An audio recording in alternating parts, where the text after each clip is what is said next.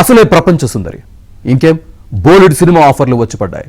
అయితే అనేక వ్యయ ప్రయాసాలకు ఓర్చుకుని మిస్ వరల్డ్ కిరీటం దక్కించుకున్నప్పటికీ తర్వాత వచ్చే అనేక రకాల ఆఫర్లను, వాటి ద్వారా వచ్చే డబ్బు, పేరు, ప్రఖ్యాతుల్ని మాత్రం వద్దనుకుంది ఆ ముద్దుగుమ్మ.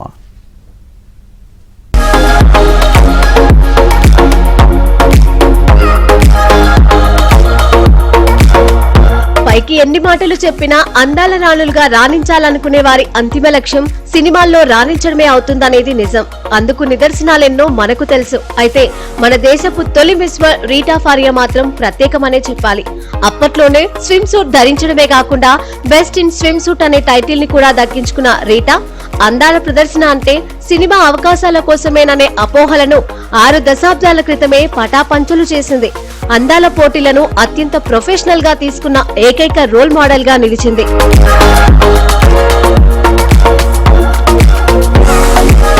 రీటా ఫారియా పావెల్ 1943 ఆగస్టు 23న ముంబైలోని మాతుంగా ప్రాంతంలో జన్మించారు.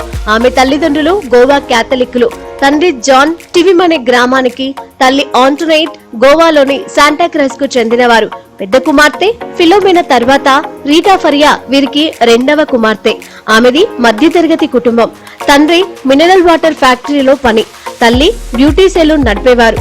యుక్త వయసులోనే 5 అడుగుల 8 అంగుళాల ఎత్తు వల్ల ఫారియా ఒక సగటు భారతీయ అమ్మాయిలా కాక సాధారణంగా అనిపించేవారు. దీంతో తోటి విద్యార్థులు కూడా ఎగతాళి చేసేవారు.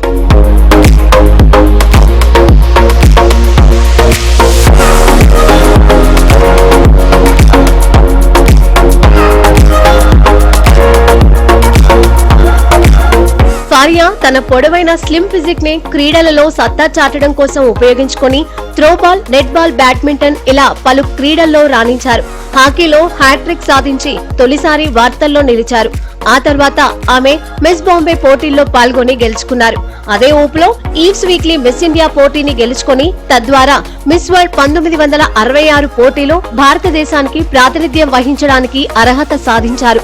మిస్ వరల్డ్ పోటీల్లో best in swimsuit, best in evening wear అనే ఉప టైటిళ్లను గెలుచుకుని ఫైనల్స్ లో ఇతర దేశాల నుంచి పోటీ పడుతున్న 51 మంది ప్రతినిధులను ఓడించి మిస్ వరల్డ్ కిరీటాన్ని కూడా స్వంతం చేసుకున్నారు.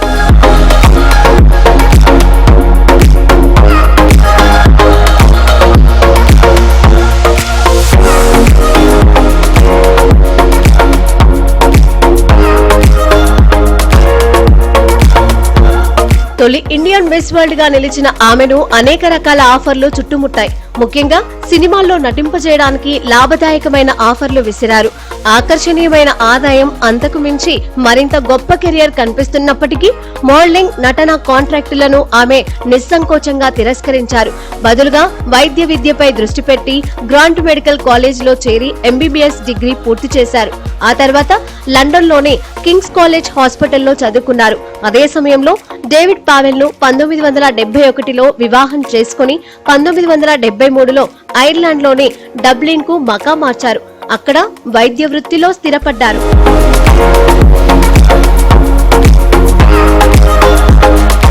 ప్రస్తుతం ఫారియా తన భర్త ఎండోక్రినాలజిస్ట్ డేవిడ్ పావెల్ తో కలిసి ఐర్లాండ్ లోని డబ్లిన్ లో నివసిస్తున్నారు. ఆమెకు 2 కుమార్తెలు. ఆ తర్వాత కూడా మన దేశంతో సహా పలు చోట్ల అందాల పోటీల్లో జడ్జిగా, అతిథిగా పాల్గొన్న రీటా ఫారియా ఎందరో అందగత్తెలకు మార్కులు వేశారు. అయితే అందాల పోటీలో గెలుపు అంటే అందలాలు ఎక్కడానికి పిలుపు కాదని నిరూపించిన రీటా మార్కు మాత్రం ఎప్పటికీ చెరిగిపోనిదే అని చెప్పాలి.